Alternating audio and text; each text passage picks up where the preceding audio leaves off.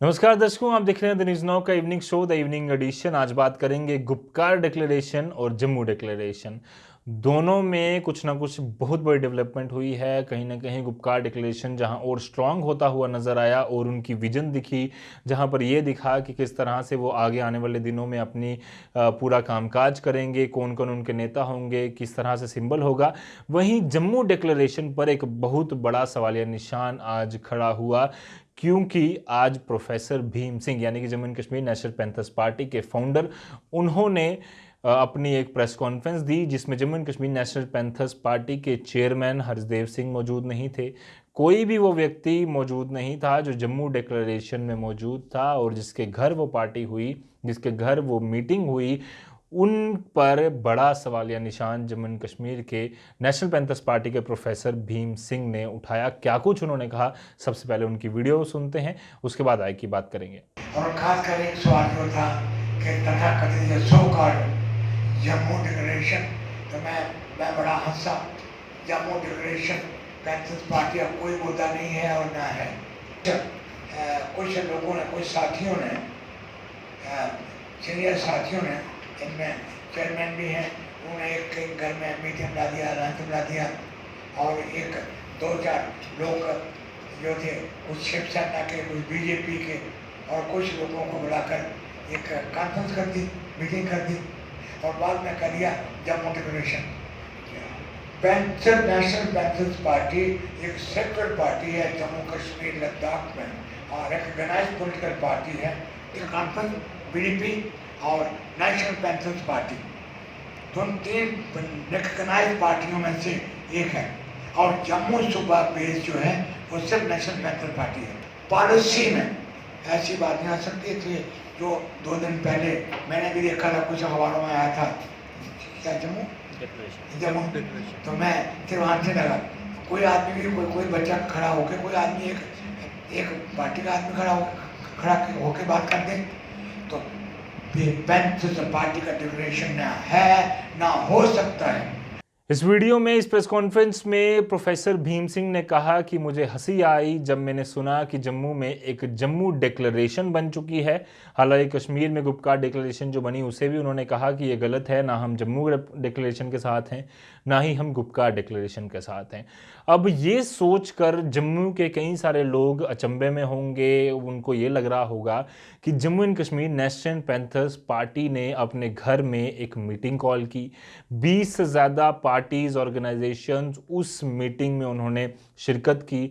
Jammu and Kashmir national panthers party के chairman Hardev Singh के घर वो पार्टी हुई थी। उन्होंने एक बड़ा लंच किया, उसमें अपनी बात रखी। उन्होंने कहा कि हमें अलग स्टेट चाहिए। उसमें एकजुट जम्मू के प्रेसिडेंट चेयरमैन अंकुर शर्मा, एडवोकेट अंकुर शर्मा मौजूद रहे। उसमें Jammu and Kashmir national panthers party कई सारे और सीनियर नेता मौजूद रहे, शिवसेना, राम सेना। इसके अलावा अगर हम अलग अलग फ्रंट्स की बात करें, ऑर्गेनाइजेशंस की बात करें, ट्रेड यूनियंस की बात करें, तो वो उसमें शिरकत हुई। तो प्रोफेसर भीम सिंह ने ऐसा क्यों कहा कि जो एक व्यक्ति अपने घर में लंच करवा कर कह रहा है कि जम्मू डिक्लेरेशन है, ऐसा Jammu and Kashmir national panthers party जो है वो कभी नहीं कहती। हमें जम्मू एंड कश्मीर अलग अलग स्टेट, अलग अलग यूटी या कुछ नहीं चाहिए। हमें जम्मू एंड कश्मीर का रीऑर्गेनाइजेशन यानी कि पूर्ण गठन चाहिए। और ये फैसला हमने 2008 में 3 दिन के एक कन्वेंशन में दिल्ली में लिया था, जब Jammu and Kashmir national panthers party ने एक कन्वेंशन के दौरान कुछ अपनी मांगे सबके सामने रखी थी कि जम्मू को ये चीज़ें चाहिए और कश्मीर को ये चीज़ चाहिए, ताकि जम्मू एंड कश्मीर की ओवरऑल डेवलपमेंट हो। और Jammu and Kashmir national panthers party हमेशा से उस स्टैंड पर क्लियर है। ऐसा मेरे को हंसी भी आई और मुझे गुस्सा भी है कि ये जो कुछ व्यक्ति जो पॉलिटिकल इंटरेस्ट की वजह से, सेल्फ इंटरेस्ट की वजह से ये जो डिक्लेरेशंस बना रहे हैं, चाहे वो जम्मू डिक्लेरेशन हो, कश्मीर डिक्लेरेशन हो, गुपकार डिक्लेरेशन, मतलब उसको पूरी तरह से उन्होंने कहा कि ये गलत है। हम Jammu and Kashmir national panthers party से एंडोर्स नहीं करती, और ये जो एक फैसला एक घर में, एक इलाके में हुआ है, ये कभी भी बर्दाश्त नहीं होगा। JKNPP इसे कभी भी स्वीकार नहीं करती। ये साफ तौर पर बहुत बड़ी स्टेटमेंट्स इन्होंने दी हैं, और जिससे साफ तौर पर ये लगता है कि जम्मू डिक्लेरेशन जो बनने जा रही थी, सैनिक कॉलोनी सेशन जो हुआ था, उसमें जो सबसे बड़ी पार्टी जिसने ये मीटिंग कॉल की, वो ही उसके जो सरप्रस्ते आला हैं, जो उसके फाउंडर हैं, उन्होंने ही नकार दिया कि हमें ये डिक्लेरेशन नहीं चाहिए। यानी कि जम्मू डिक्लेरेशन अब उस पर क्वेश्चन मार्क खड़ा हो चुका है कि क्या अब वो जम्मू डिक्लेरेशन रहेगी, क्या अब वो सारी मेंबर्स जो Jammu and Kashmir national panthers party के थे, जिसमें चेयरमैन तक मौजूद थे, यानी कि जो पूरा कार्यभार देख रहे हैं, जो पूरा कामकाज देख रहे हैं, क्या उन्होंने अपने फाउंडर तक को नहीं बताया? क्या उन्होंने अपनी Jammu and Kashmir national panthers party के जो सीनियर नेता हैं, जो फाउंडर्स हैं, जो उनके मेंबर्स हैं, जो पूरी एक कमेटी है, क्या उनसे वो डिस्कस करने नहीं गए पहले कि हम एक बड़ी मीटिंग कॉल कर रहे हैं और जम्मू को लीड करेंगे, हम जम्मू की स्टेट की बात करेंगे, जबकि उनके जो फाउंडर हैं वो साफ तौर पर नकार रहे हैं कि हमारे साथ ऐसी कोई बात नहीं हुई। यानी कि Jammu Kashmir national panthers party जो एकजुटता की बात करने आई थी, वो क्या बिखर चुकी है?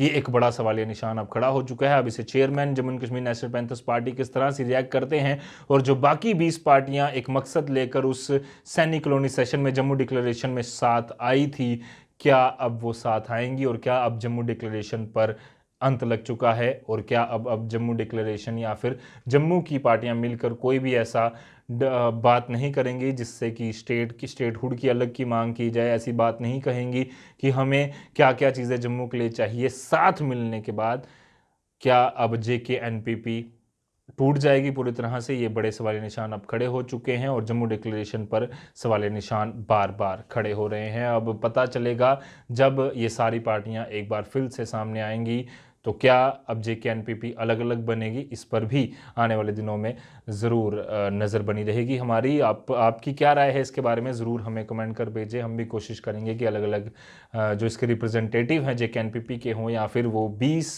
पार्टीज़ की जो डिक्लेरेशन थी वो हो, उनसे भी बात की जाए। इसके बाद चलते हैं अब कश्मीर सीधा।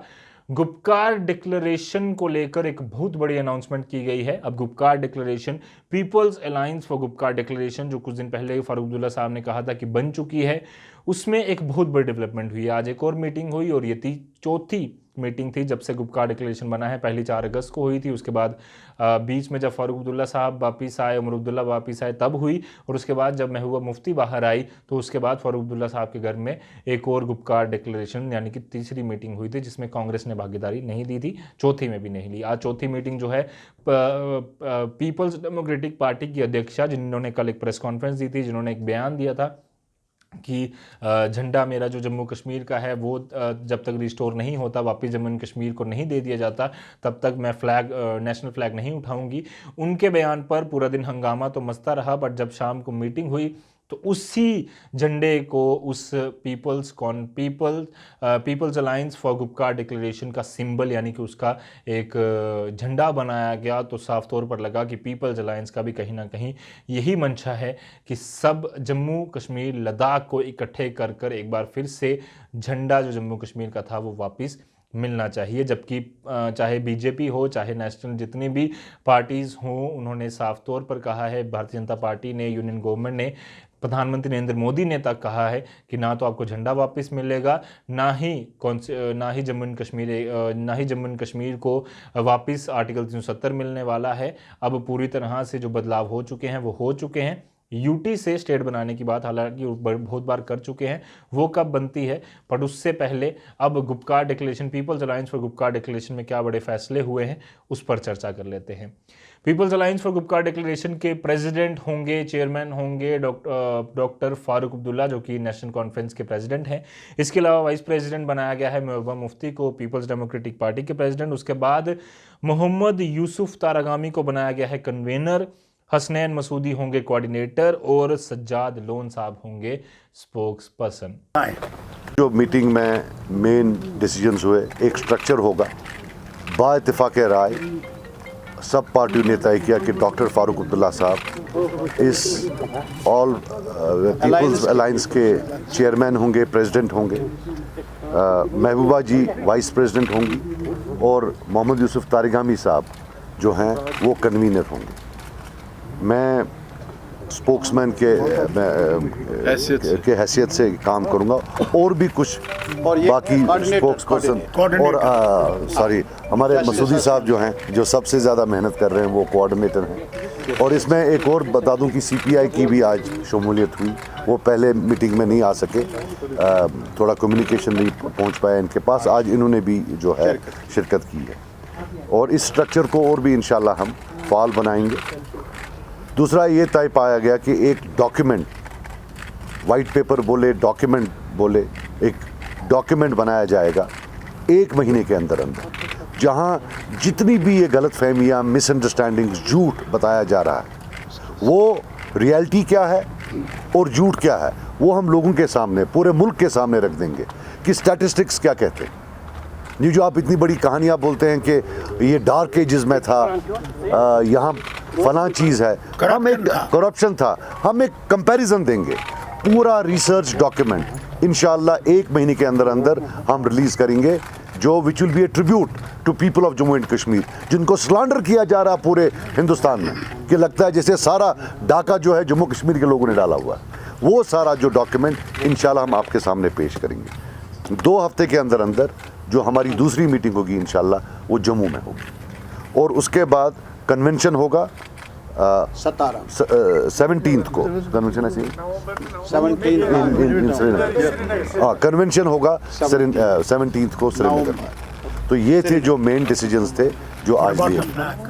ओह सॉरी, सबसे बड़ी बात जो किया गया कि सिंबल जो सर्च हो रहा था कि भाई सिंबल क्या करें, तो हमने सोचा सब ने मिलकर कि the best tribute that we can give as a symbol is to adopt the symbol which जो हमारे सेक्रेटेरिएट पर लहराया जाता था, जम्मू कश्मीर का symbol. That will be the symbol of people's alliance. साफ तौर पर आपने सज्जाद लोन साहब को सुना, जिन्होंने कहा कि सीपीआई भी अब साथ जुड़ चुकी है। इसके अलावा उन्होंने कहा कि 1 महीने के अंदर अंदर हम एक डॉक्यूमेंट जारी करेंगे जिसमें हम ये बताएंगे कि आज तक जम्मू एंड कश्मीर की जब ये स्टेट थी कितनी डेवलपमेंट हुई है, क्या क्या सरकारें आपको झूठ बता रही हैं और रियलिटी क्या है, क्या सच में जम्मू एंड कश्मीर के लोगों ने, जम्मू एंड कश्मीर की पार्टीज़ ने इतनी तबाही मचाई थी कि जम्मू एंड कश्मीर को स्पेशल स्टेटस वापस लेना पड़ा, क्या उसके अंदर जम्मू एंड कश्मीर के लोगों का कोई फ़ायदा नहीं था, और क्या करप्शन इतनी ज़्यादा हो चुकी थी कि जो कानूनी बदलाव ज़रूरत पड़ गई, और जम्मू एंड कश्मीर की सच्चाई क्या है वो हम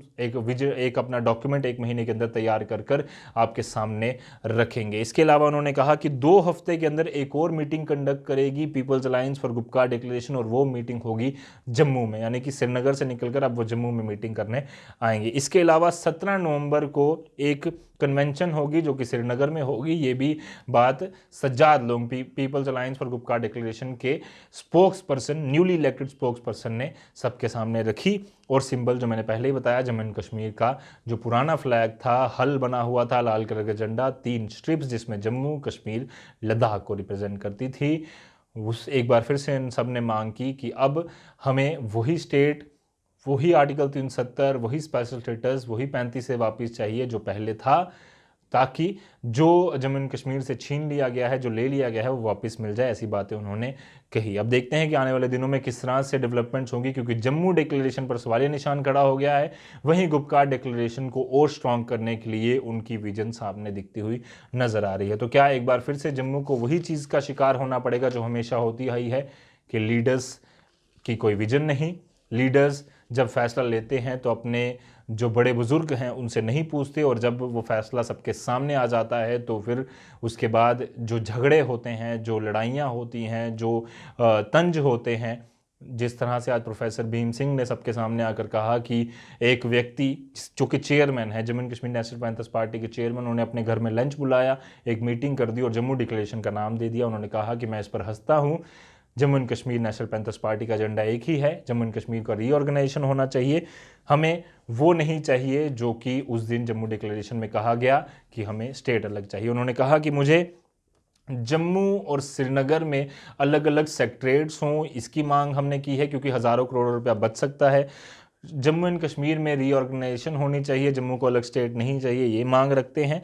50 सीटें जम्मू में, 50 सीटें कश्मीर में होनी चाहिए असेंबली सीट्स, ताकि दोनों में बैलेंस बना रहे, दोनों को इक्वल राइट्स मिले, इक्वल अधिकार मिले कि वो असेंबली में अपनी रिप्रेजेंटेशन रख पाएँ, और दोनों में अलग अलग प्रोविंशियल असेंबलीज होनी चाहिए ताकि लोगों की रिप्रेजेंटेशन अच्छे से हो पाए। ऐसी कई सारी बातें उन्होंने कही कि हमें ऐसी रीऑर्गेनाइजेशन चाहिए, हमें स्टेट अलग नहीं चाहिए। अब आने वाले दिनों में ये देखना होगा कि जम्मू डिक्लेरेशन किस तरह से, क्या बची रहेगी या फिर अब अलग थलग हो चुकी है, क्या अगली मीटिंग ये कॉल करेंगे, और क्या JK-NPP के चेयरमैन अब अलग से कोई अपनी बात रखेंगे, ये भी देखना होगा। और साथ ही साथ गुपकार डिक्लेरेशन को लेकर जो सेकंड मीटिंग होने वाली है जम्मू में, उस पर वो क्या बातें करते हैं, और जम्मू में आकर उनको किस तरह से सपोर्ट मिलेगा नहीं मिलेगा, किस तरह की मीटिंग्स रहेंगी, ये भी देखना आने वाले दिनों में काफ़ी ज़्यादा दिलचस्प होगा। क्योंकि अब गतिविधियां तेज़ हो रही हैं, पॉलिटिक्स गर्मा रही है, तो जम्मू एंड कश्मीर ज़्यादा देर पॉलिटिक्स से दूर रहे, ये भी ना तो आम व्यक्ति को अच्छा लगता है और ना ही जम्मू एंड कश्मीर की डेवलपमेंट के लिए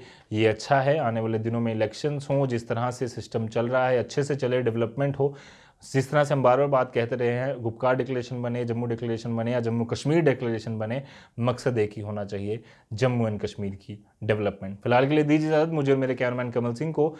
सारे अपडेट्स के लिए और इवनिंग एडिशन के शो के लिए बने रहिए द न्यूज़ नाउ के साथ। धन्यवाद।